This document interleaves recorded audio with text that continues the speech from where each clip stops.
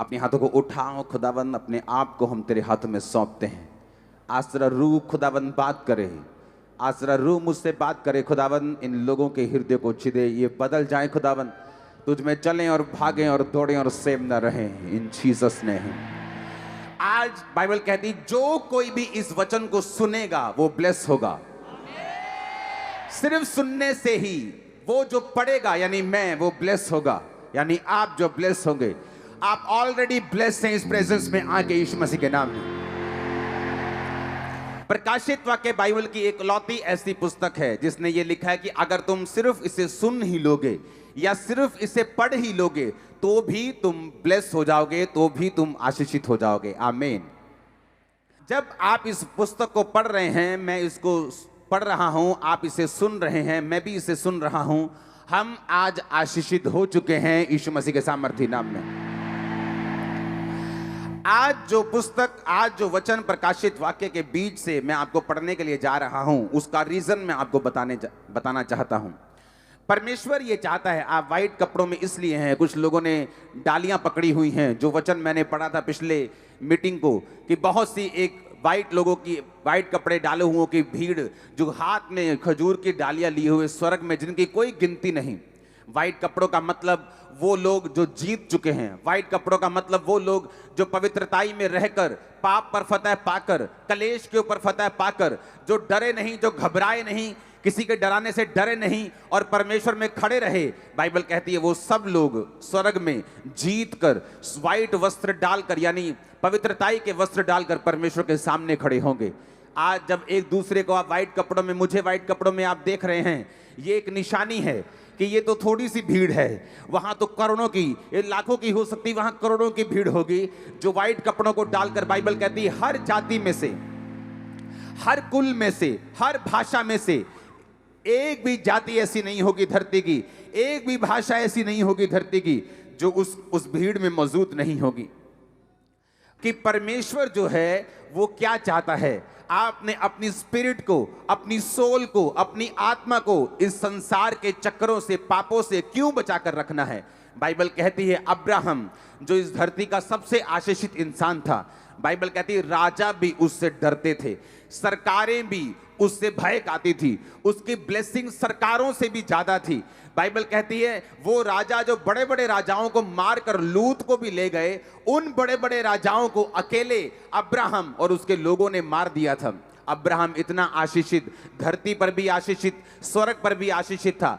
Bible कहती परमेश्वर ने उससे वायदा किया था कि मैं तुझे एक संतान दूंगा, तुझे एक वंश दूंगा। 75 साल की उम्र में उससे वायदा किया था। और अब्राहम जब 99 साल का हो गया, 99 का हो गया, तब भी उसके पास बेटा नहीं था। लेकिन वचन बताता है कि वो एक ऐसे स्वर्गीय यरूशलेम की बाट जोहता था, वो ऐसे नगर की बाट जोहता था जिसका बनाने वाला और रचने वाला परमेश्वर है। यानी उसका ध्यान जो था वो स्वर्गीय हो गया था। उसका ध्यान ये हो गया था कि मान लो अगर मुझे बच्चा अभी ना मिले और मैं यहोवा से हट जाऊं और अपनी मुक्ति को गवा बैठूं, तो मैं स्वर्ग नहीं जा सकता।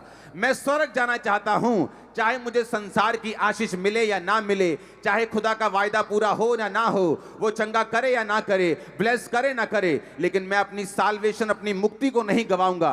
और बाइबल कहती जब ये बात परमेश्वर ने अब्राहम के अंदर देखी कि अब्राहम किसी भी कीमत के ऊपर अपनी मुक्ति को खत्म नहीं करना चाहता, किसी भी कीमत के ऊपर यहोवा को त्यागना नहीं चाहता, कोई भी आशीष मिले या ना मिले वो परमेश्वर से दूर नहीं हटना चाहता, इसलिए बाइबल कहती है परमेश्वर ने उसको वंश भी दिया। और बाइबल कहती है तारों के समान उसको बच्चे दिए, रेत के किड़कों के समान उसको बच्चे दिए, उसको वो सब कुछ दिया। फिर वो चाहता था, बाइबल कहती है जो अपना सब कुछ त्याग कर परमेश्वर के पीछे हो गए हैं, धरती पर एक भी वस्तु ऐसी नहीं होगी जो परमेश्वर आपको नहीं देगा, एक भी ब्लेसिंग ऐसी नहीं होगी जो परमेश्वर आपको नहीं देगा। लेकिन बात यह है हमारा ध्यान ब्लेसिंग की ओर नहीं होना चाहिए, हमारा ध्यान जो है वो स्वर्गीय यरूशलेम की ओर, वो स्वर्ग की ओर, वो मुक्ति की ओर होना चाहिए, ताकि परमेश्वर वो सारे कामों को हमारी जिंदगी में पूरा कर सके जो परमेश्वर चाहता है। आमीन।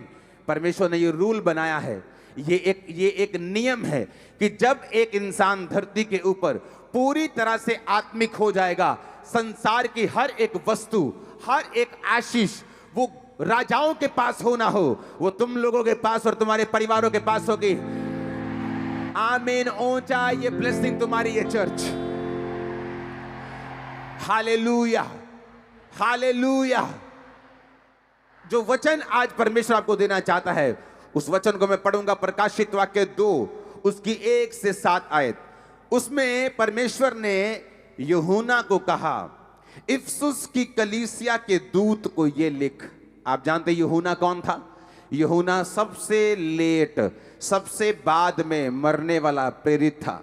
वो इतना बूढ़ा हो गया था, उसको तेल में, कड़ाही में उबले हुए तेल में डाल देते थे, वो मरता नहीं था। वो मरता नहीं था। उसको कितनी बार मारा गया, वो मरा नहीं।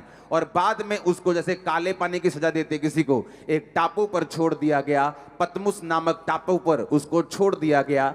और बाइबल कहती है, परमेश्वर से जो व्यक्ति प्यार करता है, जो शिकायत नहीं करता, जिसको मालूम है कि कलेश एक मसीही जीवन का हिस्सा है, हमारे नाम को बुरा कहना एक मसीही जीवन का हिस्सा है। जिस तरह यूहन्ना बपतिस्मा देने वाला और ये यूहन्ना प्रकाशित वाक्य, ये अलग अलग लोग हैं। ये वो यूहन्ना था जो परमेश्वर का चेला था, जो परमेश्वर के साथ रहता था, परमेश्वर से प्यार करता था। और बाइबल कहती है क्रूसिफिकेशन के टाइम पर भी परमेश्वर के नजदीक खड़ा था। इसी को परमेश्वर ने अपनी माता को दे दिया था और कहा था कि ये आज से तेरी माँ है, और माँ को बोला था आज से ये तेरा बेटा है। अब ये वही यूहन्ना, इमेजिन करो, एक साइलेंट टाइम में जी रहा था, जहां इसको टापू पर छोड़ दिया गया था, जहां इसको लगता कि मेरी जिंदगी के जो थोड़े से साल रहते हैं वो इसी तरह से खत्म हो जाएंगे। लेकिन बाइबल कहती है, जब आप परमेश्वर के साथ वफादार रहते हैं, वो एक ऐसा झटका मारता है, वो एक ऐसा ब्रेक थ्रू देता है, वो एक ऐसी ब्लेसिंग देता है जो युगानुयुग छाई रहती है आप पर, आपके परिवार और वंशों के ऊपर।